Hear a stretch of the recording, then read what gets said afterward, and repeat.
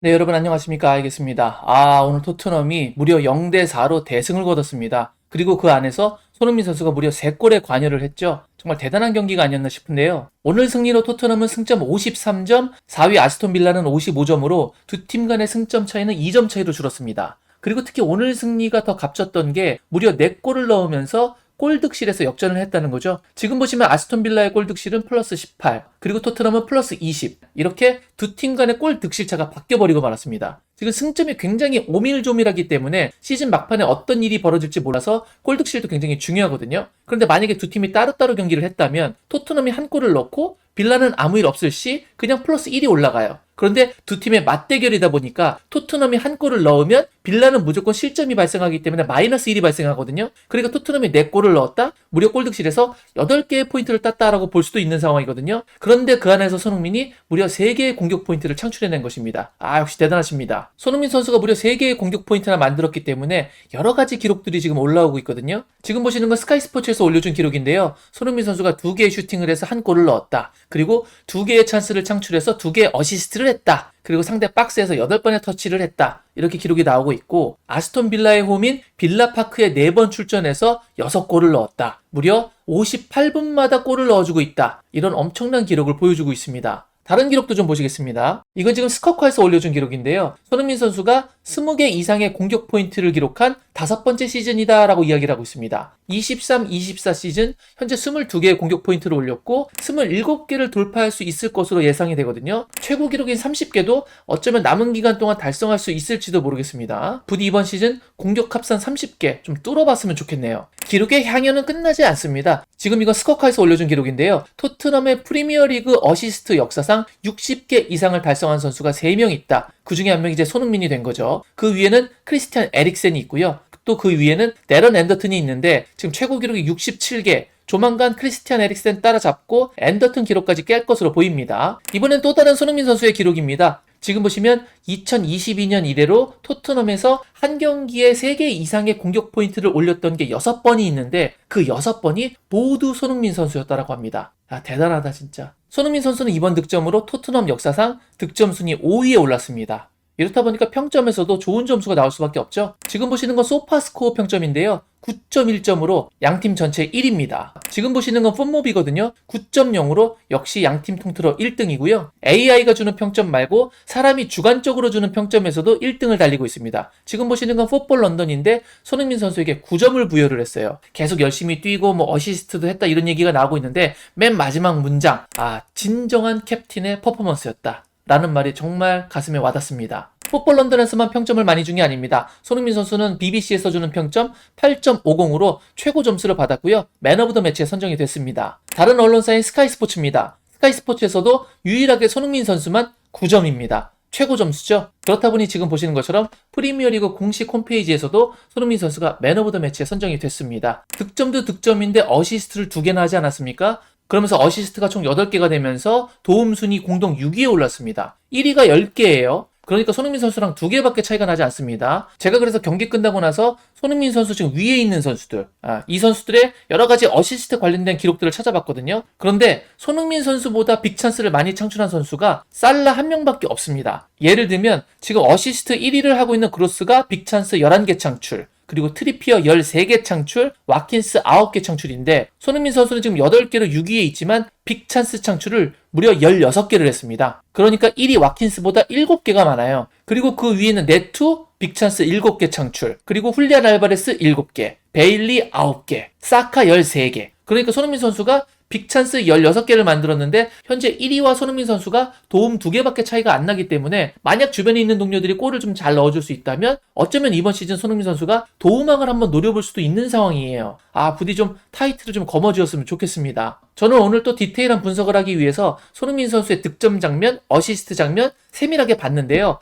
그 패스를 보면서 마치 옛날에 NBA 농구 스타 존 스탁턴이 떠올랐습니다. 여러분들이 농구를 많이 보실지 안 보실지는 모르겠지만 NBA는 다 아실 거예요. NBA 역사상 어시스트를 가장 많이 한 선수가 누구냐? 바로 지금 화면에 띄워드린 존 스탁턴입니다. 이 선수가 매직 존슨이나 제이슨 키드처럼 막 화려하게 패스를 해주는 선수는 아니에요. 그런데 이 선수가 역대 어시스트 1위고 몇 개를 했냐면 제가 지금 화면을 띄워놨는데 무려 15,806개의 어시스트를 했습니다. 2위가 제이슨 키드인데 12,091개예요. 그러니까 3,000개 가까이 더 어시스트를 많이 했습니다. 그러니까 존 스타크턴이 어시스트의 넘사벽입니다. 그런데 매직 존슨이나 제이슨 키드처럼 화려하게 플레이하는 것도 아닌데 이 선수가 어떻게 역대 NBA 어시스트 1위가 됐느냐? 농구를 할 때 말이죠. 대부분의 선수들이 슈팅 모션을 들어갈 때 공을 가슴에 놓고 올라가면서 이렇게 슈팅을 하잖아요. 스타크턴의 패스가 그래요. 패스를 받는 선수가 공을 받는 순간 그 공이 슈팅 모션에 바로 들어갈 수 있게끔 가슴으로 주는 패스를 많이 줍니다. 그러니까 받자마자 자연스럽게 슈팅 모션을 들어갈 수 있고 어색하지 않은 상태에서 슈팅을 들어가다 보니까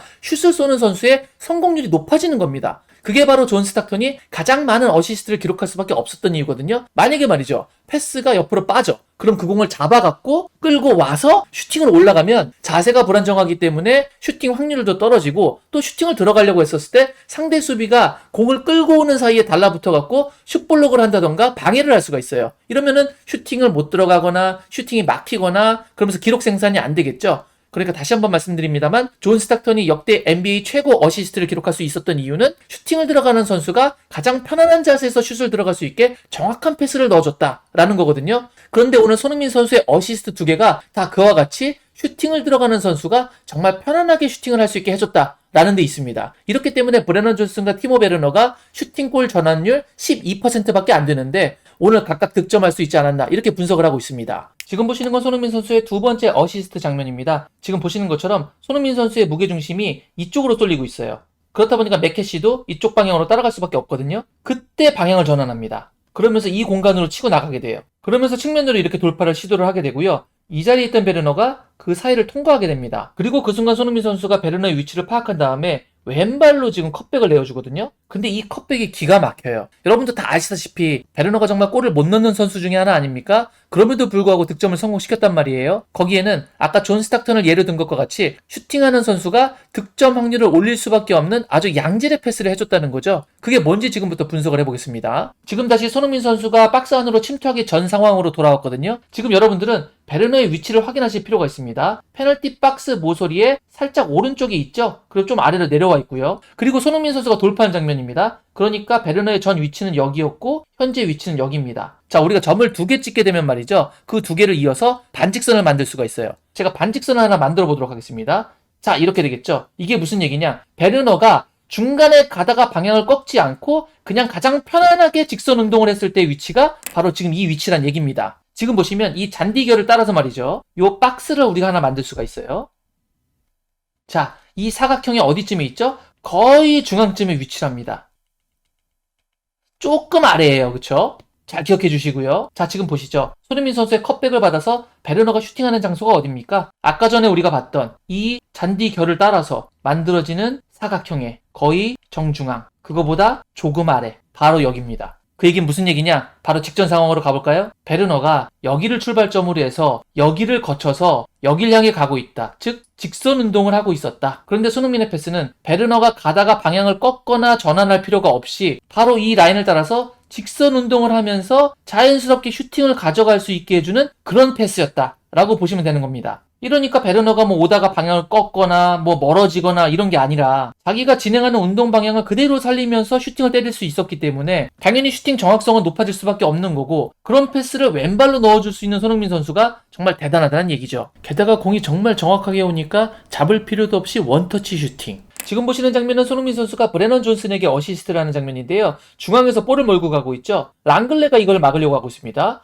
그리고 우측에는 클루셉스키가 있었고 좌측에서는 브레넌 존슨이 앞으로 전진하고 있어요. 이때 보시는 것처럼 랑글레는 이쪽 방향으로 지금 진행하고 있는 상황이거든요. 이러면 랑글레 입장에서는 굉장히 헷갈릴 수밖에 없습니다. 손흥민이 직접 슈팅을 때릴까? 아니면 옆에 있는 브레넌 존슨에게 줄까? 아니면 반대로 가고 있는 클루셉스키에게 내줄까? 세 군데를 다 신경 써야 되는 상황이거든요. 지금 그런데 보시면 어떻습니까? 우리 랑글레 등이 보이죠? 이 이야기는 손흥민 선수가 그냥 브레넌 존슨에게 패스를 준다? 랑글레가 앞으로 달려가서 맞기 굉장히 쉬운 상황입니다. 그래서 손흥민 선수가 여기서 모션을 한번 취하죠. 왼쪽으로 갈지 오른쪽으로 갈지 몸을 좌우로 흔들어주는 동작 말이죠. 지금 보시는 것처럼 손흥민 선수가 왼쪽 오른쪽으로 살짝 페이크를 주니까 지금 보시는 것처럼 중심이 살짝 왼쪽으로 이동하게 됩니다. 이렇게 템포를 한번 잡아주고 나서 손흥민 선수가 패스를 넣어주거든요. 그런데 이 패스가 죽였죠. 왜냐면 속도하고 방향이 워낙 정확하다 보니까 브레넌 존슨이 막 달려오다가 슈팅 타이밍을 잡기가 너무 좋은 거예요. 지금 보시면 다리가 굉장히 벌어져 있는 게 보이시죠? 이 패스가 힘 조절에 실패해서 굉장히 빨리 들어왔거나 방향이 좀 안 맞았으면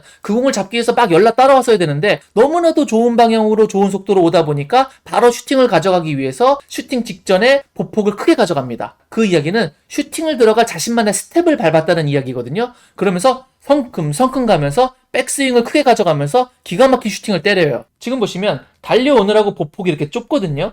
그런데 여기서는 슈팅을 가져가려고 성큼성큼 걷기 시작하는 거죠. 이건 정지화면이라서 느낌이 좀 안 살 수 있는데 만약에 이 득점 장면을 동영상으로 다시 보시게 되면 브레넌 존슨이 완벽한 슈팅 스텝을 가져가는 걸 볼 수가 있어요. 만약에 브레넌 존슨이 전력 질주를 해서 이 슈팅을 때렸다? 골이 되기 굉장히 어려웠을 거라고 봅니다. 그런데 빨리 달려오다가 슈팅 직전에 천천히 자기 스텝을 밟아가면서 마지막에 정확한 슈팅을 때릴 수 있었다? 이렇기 때문에 골 결정력이 떨어지는 브레넌 존슨이 득점할 수 있는 확률이 좀 더 높아졌다라고 저는 생각을 하거든요. 그러니까 아까 전에 설명드렸던 존 스탁턴의 패스가 동료들의 슛 성공률을 높여줬다. 뭐 이런 식으로 볼 수 있는 거죠. 특히 브레넌 존슨과 베르너가 둘 다 오른발잡이인데 오른발로 그냥 자연스럽게 슈팅을 들어갈 수 있게 힘 조절해줬죠. 방향 조절해줬죠. 각도 맞춰줬죠. 이러면 슈팅하는 선수가 굉장히 편안하게 슈팅을 할 수밖에 없고 당연히 그러면 득점 가능성은 올라갈 수밖에 없습니다. 사실 30년 가까이 전에 봤던 선수인데 제가 NBA 한참 많이 볼 때 굉장히 좋아했던 선수예요. 그런데 존 스탁턴을 좋아하는 선수가 제 주변에 그 당시에 없었습니다. 왜냐면 화려하게 플레이를 안 하니까. 그런데 당시에 플레이를 좀 세밀하게 분석하면서 보는 걸 좋아했던 제 입장에서는 별거 아닌 것 같은데 받는 사람이 슈팅 들어가기 정말 편안하게 해주는 패스를 보고 저거 정말 티는 안 나는데 정말 좋은 패스다라고 혼자서 좀 감탄했던 그런 시기가 있었거든요. 그런데 오늘 손흥민 선수의 패스에서 제가 그걸 느꼈고 근데 이걸 얘기를 안 하면 많은 분들이 모르실 것 같아서 오늘은 이 장면에 대해서 좀 디테일하게 한번 짚어봤습니다. 그럼 반대로 손흥민 선수도 골을 넣었는데 어시스트를 쉽게 받았느냐? 그건 아니에요. 왜냐면 클루셉스키가 뭐 못했다 이런 얘기가 아니라 손흥민 선수는 가까운 곳에 있는 선수들에게 패스를 주다 보니까 좀 더 정교하게 할 수 있었는데 클루셉스키는 패스를 손흥민 선수에게서 좀 먼 데서 했어요. 그러다 보니까 세게 때릴 수밖에 없었고 그게 좀 바운드가 되면서 어려운 패스가 됐거든요. 오늘 토트넘이 총 4골을 넣었는데 손흥민 선수가 넣은 득점이 XG 값이 가장 낮습니다. 그 이야기는 가장 어려운 골이었다라는 이야기겠죠. 경기 중에 손흥민 선수 골에 대한 XG 값이 소파스코어에서 0.23으로 처리를 했는데 이게 경기 끝나고 나면 좀 조정이 돼요. 그래서 현재는 XG 값이 0.18로 낮춰졌습니다. 그러니까 득점 확률 18%. 굉장히 낮은 슈팅이었다라고 볼 수가 있겠죠. 지금 제가 왼쪽에 띄워드린 화면은 옵타에서 올려준 화면인데 옵타에서도 손흥민 선수의 XG 값을 0.182로 측정을 하고 있어요. 그러니까 결코 쉬운 슈팅이 아니었고 토트넘이 오늘 넣은 4골 중에 가장 난이도에서 객관적으로 어려운 슈팅이었다라고 볼 수 있거든요. 근데 이게 왜 어려웠고 그리고 손흥민 선수는 어떻게 넣었는지 다시 한번 세밀한 디테일한 분석 들어가 보도록 하겠습니다. 자, 지금 보시면 클루셉스키가 측면을 돌파한 상황이고 손흥민 선수는 박스를 향해서 전진하고 있어요. 그런데 지금 보시면 손흥민 선수의 몸이 기울어져 있죠? 들어가다가 밖으로 나오는 겁니다. 수비와의 간격을 벌리기 위해서 컵백을 받겠다는 얘기죠. 그래서 전방에 이만큼의 공간을 만들어요. 그리고 클루셉스키가 그걸 보고 패스를 넣어주는 상황이죠. 그리고 그 크로스를 잡지 않고 바로 원터치 슈팅을 이어나가면서 득점에 성공하는데요. 이게 왜 0.18짜리 슈팅이냐? 그 장면을 한번 다른 각도로 보겠습니다. 지금 보시면 마르티네스 골키퍼가 이 자리에 있습니다. 이러면은 득점 가능성이 조금 더 올라갔을 텐데 문제는 굉장히 가까운 거리에 캐시가 여기 있다는 거예요. 그렇기 때문에 손흥민 선수의 슈팅각을 굉장히 많이 잡았고요. 이 마르티네스 골키퍼하고 캐시 사이의 간격도 굉장히 좁습니다. 근데 뭐 다 아시겠지만 이 사이로 지금 슈팅이 들어왔단 말이에요. 그러니까 손흥민 선수의 슈팅은 슈팅각이 그렇게 많지 않았다. 물론 측면으로 보낼 수도 있었겠지만 이 각도는 골대를 가까이서 보기 때문에 상대적으로 우리에게 넓어 보이는 거지 사실 선수 입장에서 봤을 때는 굉장히 좁아 보이거든요. 그러니까 생각보다 이 구역으로 슈팅을 차서 넣는 게 쉽지가 않습니다. 그럼에도 불구하고 손흥민 선수는 여기서 골을 넣었죠. 특히 이 슈팅이 대단했던 몇 가지 이유가 있는데 여기서 직선으로 넣는 게 아니라 살짝 휘어지게 골을 넣습니다. 지금 보시면 공이 이 잔디결의 왼쪽에 있습니다. 자, 그런데 마르티네스 골키퍼를 통과한 공은 어디 있죠? 이 잔디결을 기준으로 오른쪽에 있죠. 그러니까 손흥민의 슈팅은 여기서 이루어졌고 슈팅의 궤적은 이렇게 휘어져서 들어왔다라는 걸 알 수가 있죠. 지금 보시는 것은 손흥민 선수가 슈팅한 공의 궤적인데요. 보시는 것처럼 살짝 감겨 들어가면서 캐시의 등 뒤를 아슬아슬하게 스쳐 지나갑니다. 그러면서 마르티네스 골키퍼의 왼쪽으로 빠져나가죠. 그러니까 성공 확률이 18%밖에 안 됐던 골이 득점에 성공할 수 있었던 겁니다. 지금 보시면 캐시가 여기 있지 않습니까? 그러니까 결국 슛블록을 못했기 때문에 이 캐시의 존재는 마르티네스 골키퍼에게는 시야 방해가 되는 요소가 된 거예요. 그러니까 이렇게 다이렉트 슈팅을 하더라도 살짝 바깥쪽으로 휘어져 나가게 슈팅을 했기 때문에 블록이 들어오는 선수는 피하면서 골키퍼한테는 멀어지는, 그러니까 양쪽의 수비를 교묘하게 피해 나가는 엄청난 슈팅이 나왔던 거죠. 그리고 앞서도 말씀드렸다시피 손흥민 선수가 슈팅을 들어가기 전에 이 패스가 마치 브레넌 존슨이나 티모 베르나가 받은 것처럼 친절하게 온 패스였느냐? 그건 또 아니거든요. 자, 클로셉스키의 패스가 오는 장면인데요. 지금 보시면 공이 바닥에 붙어 있고요. 주심은 여기 있습니다. 자, 그 공이 바운드 되면서 주심을 지나서 이렇게 떠오르고 있어요. 그리고 손흥민 선수한테 가면서 다시 떨어지고 있는 상황이죠. 그렇다 보니까 지금처럼 슈팅 모션에 들어가고 있을 때 공이 아래로 떨어지면서 바운드가 일어나기 직전이거든요. 그러면서 공이 숏 바운드로 올라오는 순간 지면에서도 요만큼밖에 안 떴는데 이거를 정확하게 감아 때리면서 안으로 휘어지는 골을 넣었다? 와, 정말 대단했다라는 말을 안 할 수가 없습니다. 그러니까 그냥 골을 넣은 게 아니라 골을 정말 기가 막히게 넣었어요. 그러나 언뜻 보기에는 그냥 크로스 받아갖고 때려 넣은 것 같죠. 그러면 저렇게 XG 값이 0.18이 산출될 수가 없거든요. 또 골키퍼가 막기 어려웠던 것 중에 하나가 슈팅이 겁나 셌어. 대포할 슈팅이었습니다. 속도가 워낙 빠르다 보니까 반응할 수가 없었던 거예요. 그러니까 좋은 위치로 온 패스기는 했는데 공을 안 잡고 다이렉트 슈팅 들어가기에는 조금 어려운 패스였다. 그리고 앞에 있는 캐시라던가 골키퍼의 위치 때문에 슈팅 각도 굉장히 어려웠다. 그런데 이거를 원샷 원킬. 이날 손흥민 선수가 이게 첫 번째 슈팅이었거든요. 그냥 한 번 슈팅한 걸 바로 냅다 골로 만들었습니다. 지금까지 손흥민 선수의 득점 장면과 2개의 어시스트 장면에 대해서 분석을 해봤거든요. 정말 다시 보면서 득점과 어시스트, 정말 공격 포인트 생산에 있어서는 이 선수를 따라올 수 있는 선수가 지금 프리미어리그에 있나? 라는 생각이 들 정도로 엄청난 플레이를 보여주지 않았나 이런 생각을 합니다. 그리고 베르너의 어시스트 장면에서는 말이죠. 정말 애프터 서비스까지. 베르너가 저번에 골을 넣었을 때 지고 있는 상황이라서 세레머니를 못했거든요.